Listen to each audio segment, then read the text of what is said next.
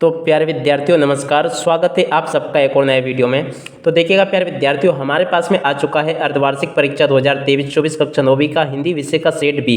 जी हाँ प्यारे विद्यार्थियों, आज यहाँ से हम इसका पूरा का पूरा सॉल्यूशन देखने वाले हैं। और अगर आपने इस वीडियो को पूरा लास्ट टाइम तक देख लिया ना, तो आप ये समझिएगा एक भी क्वेश्चन यहाँ से आपका मिस नहीं होगा। तो चलिएगा अब आगे बढ़ते हैं, देखते हैं, समझते हैं कि अर्धवार्षिक परीक्षा 2023-24 कक्षा 9वीं का हिंदी का आपका क्वेश्चन पेपर कैसा परीक्षा में पूछा जा रहा है और आप सबको इसका सॉल्यूशन किस प्रकार से पूरा कंप्लीट कर लेना चाहिए। देखिएगा प्यारे विद्यार्थियों, आज मैं यहाँ से आपको पूरा का पूरा क्वेश्चन पेपर बताऊंगा, एक भी क्वेश्चन यहाँ से आपका मिस नहीं होगा अगर आपने इसको अच्छी प्रकार से देख लिया, जान लिया और समझ लिया तो चलिएगा अब आगे बढ़ते हैं, देखते और समझते हैं कि अर्धवार्षिक परीक्षा 2023-24 कक्षा 9वीं का आपका हिंदी विषय का सेट बी किस प्रकार का आपसे परीक्षा में पूछा जा रहा है और इसका सॉल्यूशन आपको कैसे पूरा कंप्लीट कर लेना चाहिए। देखिएगा प्यारे विद्यार्थियों, ए टू जेड क्वेश्चंस बताऊंगा, एक भी क्वेश्चन यहाँ से आपका मिस नहीं होगा अगर आपने इस पेपर को पूरा लास्ट टाइम तक देखा तो चलिएगा अब जल्दी से आगे बढ़ते हैं, देखते और समझते हैं कि अर्धवार्षिक परीक्षा 2023-24 कक्षा 9वीं का आपका हिंदी विषय का पूरा क्वेश्चन पेपर कैसा परीक्षा में आपसे पूछा जा रहा है और इसका सॉल्यूशन आपको किस प्रकार से पूरा कंप्लीट कर लेना चाहिए। ए टू जेड क्वेश्चंस बताऊंगा प्यारे विद्यार्थियों, एक भी क्वेश्चन यहाँ से आपका मिस नहीं होगा अगर आपने इसको पूरा देख लिया, जान लिया और समझ लिया तो चलिएगा अब आगे बढ़ते हैं, देखते और समझते हैं कि कक्षा 9वीं का आपका हिंदी का पूरा क्वेश्चन पेपर परीक्षा में आपका कैसा आ रहा है। तो यहाँ से प्यारे विद्यार्थियों आप लोग देख लीजिएगा, ए टू जेड क्वेश्चन आपके पेपर में ऐसे कैसे पूछे जाएंगे जैसा कि आज मैं यहाँ से आपको बताऊंगा। तो देखिएगा यहाँ से आप सब लोग पढ़ लें, सबसे पहले आपसे सही विकल्प पूछे जाएंगे। सबसे पहले आप लोग यहाँ से सही विकल्पों को देख लेंगे और समझ लेंगे। पहला सही विकल्प लिखा है हिंदी साहित्य का स्वर्ण युग माना जाता है। तो देखिएगा हिंदी साहित्य का स्वर्ण युग किसको माना जाता है? भक्ति काल को। तो यहाँ से पहले का आंसर क्या कर लेना आपको? भक्ति काल। दूसरा क्वेश्चन, कबीरदास की एक रचना है। तो देखिएगा कबीरदास की एक रचना है जिसका नाम है बीजक। तो यहाँ से आपको दूसरे का उत्तर ये लिख लेना है। तीसरा क्वेश्चन, काव्य के भेद माने गए हैं। तो देखिएगा प्यारे विद्यार्थियों, काव्य के कितने भेद माने गए? 2 भेद माने गए। यहाँ से आपको ये नोट कर लेना है। चौथा क्वेश्चन, झूरी के साले का नाम था। तो देखिएगा झूरी के साले का नाम क्या था? गया। चौथे का उत्तर यह आ जाएगा। पांचवा क्वेश्चन, शब्दों के सार्थक योग को कहते हैं। तो देखिएगा शब्दों के सार्थक योग को कहते हैं वाक्य। तो इसका उत्तर वाक्य आ जाएगा। उसके बाद में प्यारे विद्यार्थियों छठा क्वेश्चन पढ़ते हैं, इस जल प्रलय में पाठ की विधा है। तो देखिएगा इस जल प्रलय में पाठ की विधा कौन सी है, यहाँ से आपको बताना है। तो देखिएगा प्यारे विद्यार्थियों इसका उत्तर आ जाएगा रिपोर्टाज। उसके बाद में आगे बढ़ते हैं, अगले क्वेश्चंस को देखते हैं। यहाँ से आप सब लोग देख लें, क्वेश्चन नंबर 2 में प्यारे विद्यार्थियों इस प्रकार से आपसे क्वेश्चंस पूछे जाएंगे। तो चलिएगा अब आगे बढ़ते हैं और इन क्वेश्चन को समझते हैं। तो देखिएगा यहाँ पर से आप लोग देख लेंगे रिक्त स्थान पूर्ति कैसे आपसे पूछी गई है। पहला क्वेश्चन पढ़ते हैं, क्या लिखे? खुलेगा सांकल बंद की। तो देखिएगा यहाँ पर आपको लिख लेना द्वार की। दूसरा क्वेश्चन, रस को काव्य की बताया गया है। क्या बताया गया? आत्मा।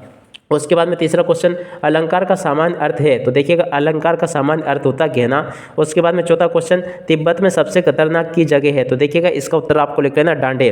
उसके बाद में पांचवा क्वेश्चन, वे शब्दांश जो शब्द बनाते समय आरंभ में लगते हैं खालिस्तान कहलाते हैं। तो देखिएगा इनको कहते हैं उपसर्ग।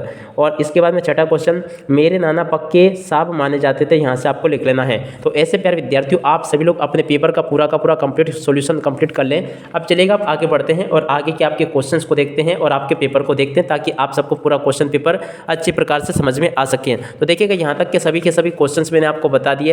अब देखिएगा आप आगे बढ़ते हैं और समझते हैं कि आगे आपसे किस प्रकार के क्वेश्चंस पूछे जा रहे हैं, ताकि प्यारे विद्यार्थियों आप सभी को पूरा क्वेश्चन पेपर समझ में आ सके। तो देखिएगा प्यारे विद्यार्थियों आगे आपसे इस प्रकार के क्वेश्चंस पूछे जा रहे हैं, आप सब लोग यहाँ से इसको देख लेंगे। ए टू जेड क्वेश्चंस बताऊंगा प्यारे विद्यार्थियों, एक भी क्वेश्चन यहाँ से आपका मिस नहीं होगा। तो यहाँ से आप लोग देख ले, क्वेश्चन नंबर 3 लिखा है जिसमें कि आपको जोड़ी का मिलान दिया गया है। तो यहाँ से प्यारे विद्यार्थियों आप सब लोग जोड़ी को देख लेंगे और पूरा का पूरा समझे। पहले नंबर पे देखते हैं रस खान की जोड़ी का मिलान आपको कर लेना सवैया से। दूसरा क्वेश्चन पे लिखा 3 वर्णों का समूह, इसको कहते हैं गण। तीसरा क्वेश्चन लिखा 1 अंक की योजना, 1 अंक की। तो देखिएगा 1 अंक की होती है एकांकी। उसके बाद में चौथा क्वेश्चन, संस्कृति तथा शिक्षा, इसकी जोड़ी मिल जाएगी श्यामचरण दुबे से। उसके बाद में पांचवा क्वेश्चन, रात का तत्सम। तो देखिएगा रात का तत्सम रात्रि हो जाएगा। उसके बाद में छठा क्वेश्चन, रीढ़ की हड्डी का जोड़ी का मिलान आपको कर लेना जगदीश चंद्र माथुर से। तो देखिएगा प्यारे विद्यार्थी इस प्रकार से आप सब लोग यहाँ से इनको देख लें और पूरा का पूरा समझ लेंगे। उसके बाद में प्यारे विद्यार्थियों यहाँ से आप लोग एक शब्द या एक वाक्य में उत्तर को देख लें। यहाँ से पहला क्वेश्चन पढ़ते हैं, कवि सुमित्रानंदन पंत ने गांव को हारता जनमन क्यों कहा है? तो देखिएगा इसका उत्तर आपको लिख लेना है, गांव का वातावरण अत्यंत मोहक है। उसके बाद में सेकंड क्वेश्चन, विस्तृत कलेवर वाले काव्य को क्या कहते हैं? तो देखिएगा इसको कहते हैं महाकाव्य। उसके बाद में तीसरा क्वेश्चन, संधि कितने प्रकार की होती है? 3 प्रकार की होती है। लोक में प्रचलित उक्ति क्या कहलाती है? तो देखिएगा इसको कहते हैं लोकोक्ति। उसके बाद में पांचवा क्वेश्चन, साहित्य के पुरखे किसे कहा गया है? तो देखिएगा प्रेमचंद प्रेमचंद को कहा गया है।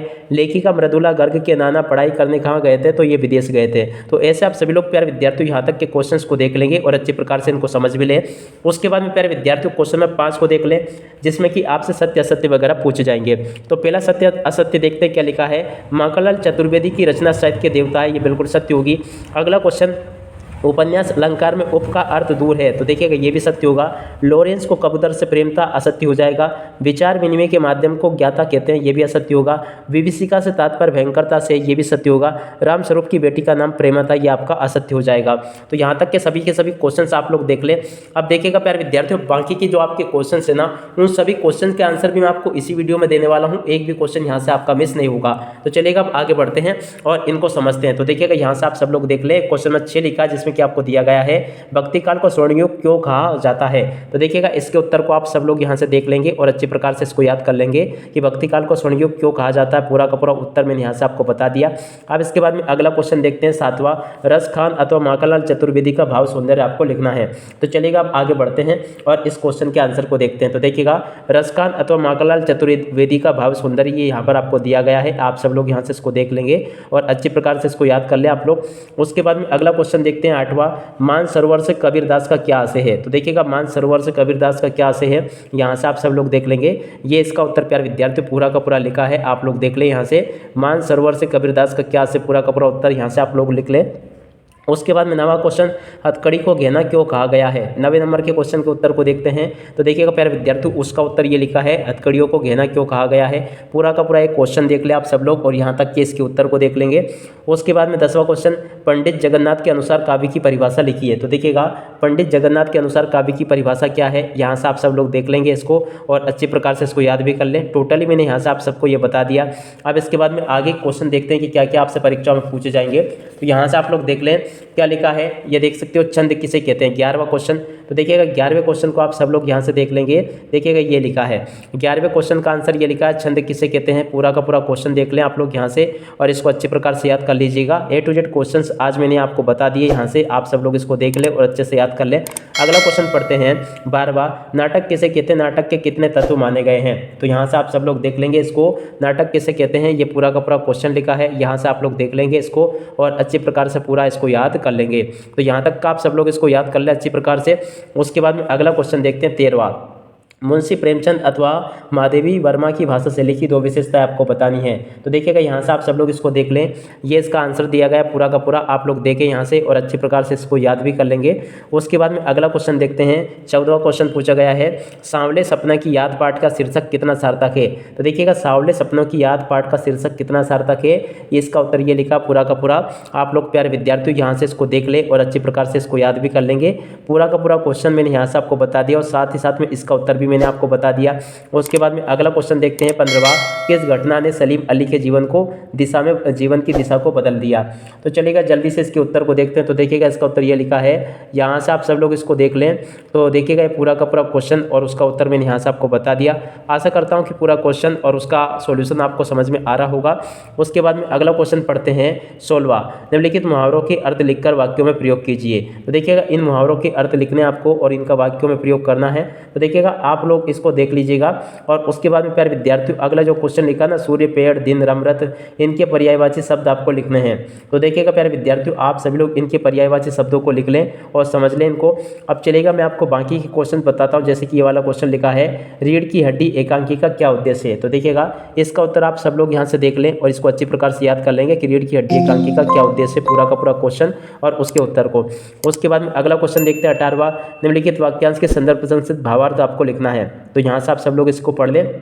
तो देखिएगा ऊंचे कुल का जन्मिया, ये जो दे रखा ना, इसका भावार्थ आपको लिखना है। तो चलिएगा आप जल्दी से इसको देखते हैं और इसके भावार्थ को लिखते हैं ताकि प्यारे विद्यार्थियों आप सभी लोग यहाँ से सभी क्वेश्चन को अच्छे प्रकार से नोट कर सके। तो देखिएगा इसका सॉल्यूशन ये लिखा है, ऊंचे कुल का जन्मिया, इसका यहाँ पर संदर्भ बताया गया है और उसके बाद में ये प्रसंग किया गया है और ये व्याख्या लिखी है और ये काव्य सौंदर्य लिखा है। तो यहाँ तक के क्वेश्चन आप लोग देख लेंगे। उसके बाद में अगले क्वेश्चन को देखते हैं। तो देखिएगा प्यारे विद्यार्थियों A to Z क्वेश्चन बताऊँगा और देखिएगा आप इसके बाद में 19वें क्वेश्चन को देखते हैं, जिसमें कि तिब्बत वाला जो पैसेज दिया गया है इसकी आपको संदर्भ प्रशंसित व्याख्या करनी है। तो देखिएगा तिब्बत वाले की व्याख्या ये यहाँ पर आपको की गई है, आप सब लोग यहाँ से इसको देख लें और अच्छे प्रकार से पूरा का पूरा यहाँ तक का नोट कर लें, इसे देख लें। देखिएगा यहाँ तक का पूरा मैंने आपको बता दिया। तो आशा करता हूँ कि प्यारे विद्यार्थियों यहाँ तक के सभी क्वेश्चंस आपने अच्छे प्रकार से नोट कर लिए होंगे। अब चलिएगा प्यारे विद्यार्थियों आगे बढ़ते हैं और अगले क्वेश्चंस को देखते हैं और उनके आंसर को समझते हैं, ताकि प्यारे विद्यार्थियों आप सभी को A to Z क्वेश्चन समझ में आ सके। तो देखिएगा 20वां क्वेश्चन प्यारे विद्यार्थियों आपसे पूछा गया है, आपको व्यायाम से होने वाले लाभों को बताना है। तो देखिएगा इसका उत्तर यहाँ से आप सब लोग नोट कर लेंगे। ये व्यायाम से होने वाले लाभ बताए गए हैं, तो आप लोग यहाँ से देखें और अच्छे प्रकार से याद भी कर लेंगे। अगला क्वेश्चन पढ़ते हैं 21वां, निम्नलिखित अपठित काव्यांश गद्यांश को पढ़कर पूछे गए प्रश्नों के उत्तर आपको देने हैं। तो इसको आप लोग हल कर ही लोगे, इसमें कोई दिक्कत ही नहीं है आपको। उसके बाद में देखिएगा इस प्रकार से आपको अपने प्राचार्य को स्थानांतरण प्रमाण पत्र हेतु आवेदन पत्र आपको लिखना है। तो यहाँ से आवेदन पत्र आप लोग देख लेंगे, श्रीमान प्राचार्य महोदय, और इस तरह से पूरा का पूरा आपको ये लिख देना है। तो देखिएगा प्यारे विद्यार्थियों एक ही वीडियो में मैंने आप सभी को पूरा का पूरा सॉल्यूशन दे दिया। यहाँ से आप लोग इसको देख पढ़ पूरा का पूरा समझ सकते हो। और देखिएगा प्यारे विद्यार्थियों यहाँ तक का पूरा मैंने आपको बता दिया, और चाहे तो आप लोग इसका स्क्रीनशॉट भी लेकर रख सकते हो। और इसमें प्यारे विद्यार्थियों यहाँ पर आपको निम्नलिखित विषयों में से किसी एक विषय पर आपको निबंध पूछा गया है। तो देखिएगा इनमें से किसी भी एक विषय पर आप लोग निबंध लिख सकते हो। तो देखिएगा प्यारे विद्यार्थियों यहाँ से मैंने आप सभी को पूरा का पूरा आपका क्वेश्चन पेपर हल सहित बता दिया है, एक भी क्वेश्चन यहाँ से आपका नहीं छूटा है। तो प्यारे विद्यार्थियों अब इसी के साथ में इस वीडियो को यहीं पर समाप्त करते हैं। नमस्कार, जय हिंद, जय भारत।